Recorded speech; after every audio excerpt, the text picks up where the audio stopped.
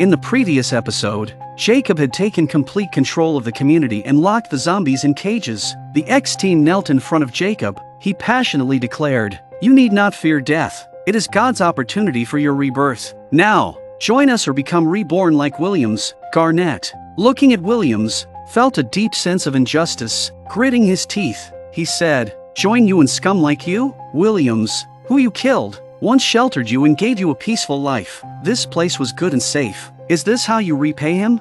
Meanwhile, in a nearby house, 10K and Cassandra had dealt with their pursuer and acquired a rifle. They quietly moved to a window, which offered a clear view of Garnett and the others. Garnett firmly refused to join. Angered, Jacob decided to turn Garnett into a zombie. 10K was anxious, but his line of sight was blocked and he couldn't take a clear shot. He needed to get to the roof for a chance. He asked Cassandra to bring the car around, but Garnett couldn't wait any longer. Jacob put a knife to Garnett's throat, ready to slash. Everyone turned at the sound coming from the cage. The zombies move out of the way and out walks a man covered in black. It was none other than Murphy. He said out loud to the believers, "If you think the born again are closer to heaven, then welcome your new God." He opened his shirt, revealing 8 zombie bites. The followers looked on, thunderstruck. Jacob panicked. He felt his position threatened. Murphy walked out of the cell, and strangely, the zombies were calm and not as violent as before. Murphy continued, "I am not the reborn you speak of,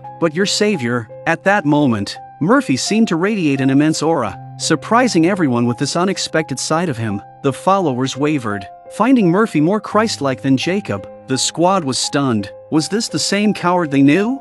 Murphy opened the cell door, and the zombies didn't attack but stood still. Murphy pulled Williams out and stuck 2 fingers into Williams' mouth. He wanted to prove himself divine. At that moment, Garnett almost believed he was witnessing God. The followers were dumbstruck, unsure of what to do next. 10K had stealthily reached the rooftop. Jacob, unwilling to relinquish his authority, pulled out a handgun and said, "If you can withstand this, then I'll believe you're Jesus." Roberta and Garnett rushed out. This was the hope for the salvation of mankind. Everyone was stunned. Jacob was about to shoot when 10K reacted quickly, shooting him in the shoulder and killing several followers. Cassandra drove up to the door to meet them. Murphy picked up a cross from the ground and began untying his friends. Roberta only had eyes for the injured Garnett. They had just confirmed their relationship. The zombies in the cage now surged out, attacking people around them. Tragically, Garnett had been fatally shot and was dying. His last words were for Roberta to save Murphy. Cassandra had broken the gate,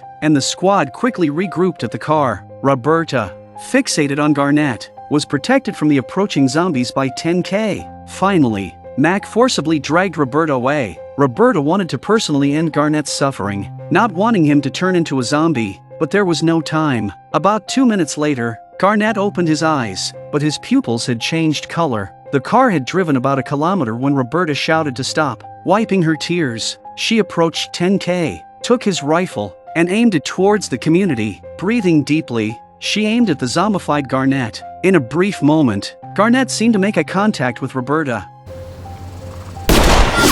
But it wasn't over. Roberta re-aimed and shot Jacob in the chest. The followers ran to check on him. What awaited Jacob was his transformation into the very zombies he preached about, seemingly fitting their beliefs, being reborn as a gift from God, they thought. So it began with them. After doing this, Roberta got back in the car and they drove off. The atmosphere in the car was heavy, and no one spoke. Garnett was indeed a capable and responsible person. This incident brought a slight change in Murphy, who was usually troublesome. It was the 3rd year and 6 months into the zombie virus outbreak, and Delta Squad X had traversed almost the entire United States in a bid to save humanity. However, 2,000 kilometers from their destination, their leader Garnett was sacrificed, casting a heavy pall over the mood in the vehicle. Devoid of the usual laughter and chatter, compounding their troubles, the vehicle's engine began emitting white smoke, a problem that had already occurred 5 times that week.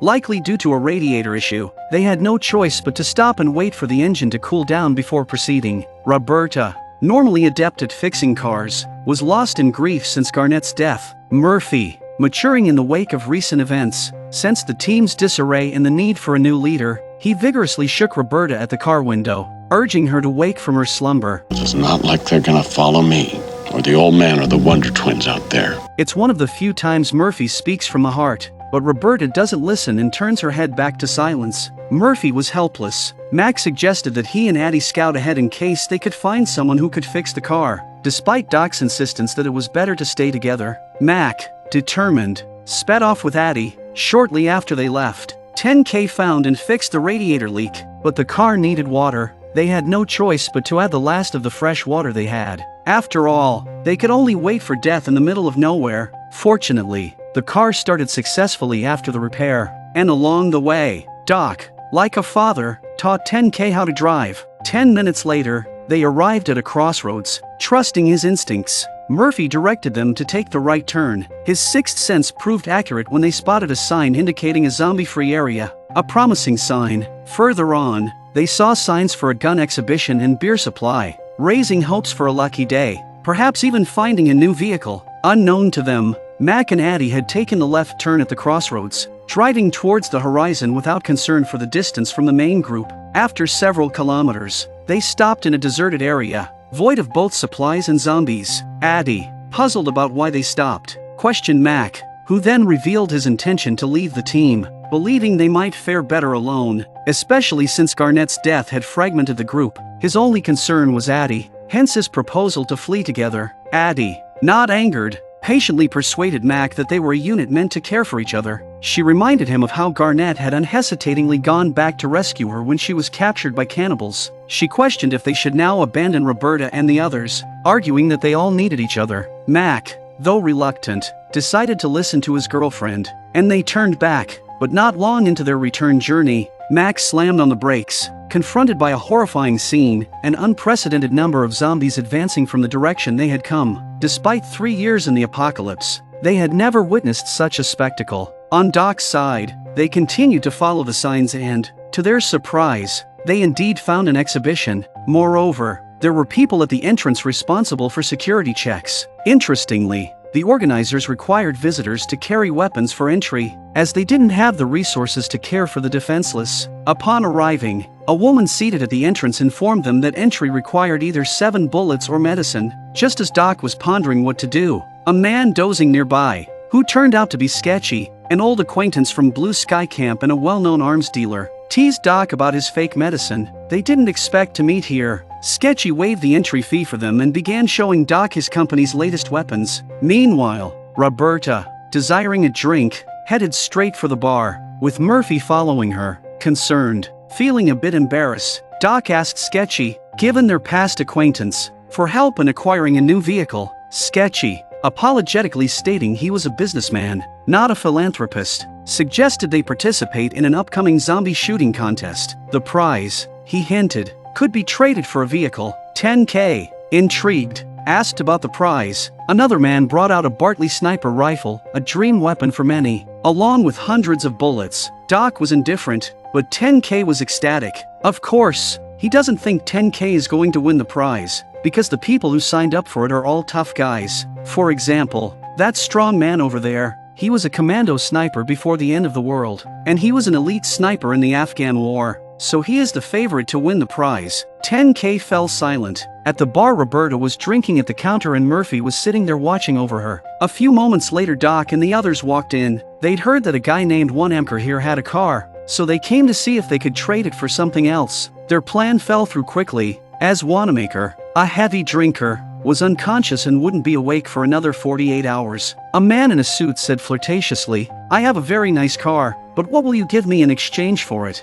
he said, glancing over at Cassandra, the meaning of which was obvious. Cassandra gave him the middle finger, unperturbed. Foreman staggered out of the bar. Murphy seemed to be contemplating something and then quickly followed Foreman outside. When he came out, Foreman leaned against the wall to take a leak and passed out, probably because he'd had too much to drink. Seizing the opportunity, Murphy approached Foreman and called out to him a few times. Realizing Foreman was unresponsive, Murphy began searching his pockets and quickly found the car keys. Murphy was just about to leave when a pair of hands grabbed his feet. In fact, Foreman had sensed that someone was following him, so he pretended to faint on purpose. Just when Foreman was about to teach Murphy a lesson, his hands inadvertently peeled off Murphy's clothes, revealing the shocking bite marks of zombies. Terrified and sobering up rapidly, Foreman was petrified. Seeing Foreman's fear, Murphy, possibly influenced by the virus, instinctively bit Foreman's shoulder. Shocked by his own action, Murphy then picked up a rock,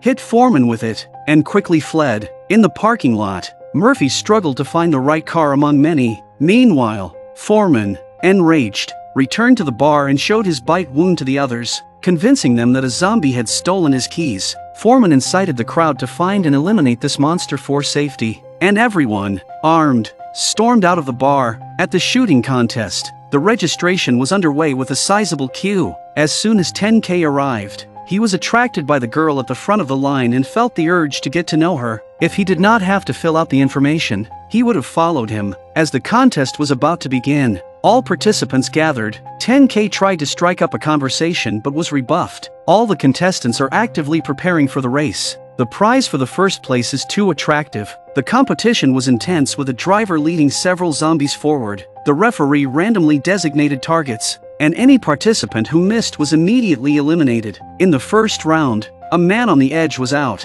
The second round followed. Meanwhile, in the Arctic, Citizen Z detected an anomaly. The satellite showed a white fog spreading in the direction of the squad. He originally thought it was just some kind of natural weather, but when he zoomed in he saw that it was actually smoke from the countless zombies advancing. Realizing the gravity, he grabbed a microphone and began broadcasting a warning to survivors nearby to flee immediately. In reality, the zombie horde was not far from the exhibition, but everyone was so engrossed in the shooting contest that they were oblivious to the approaching danger.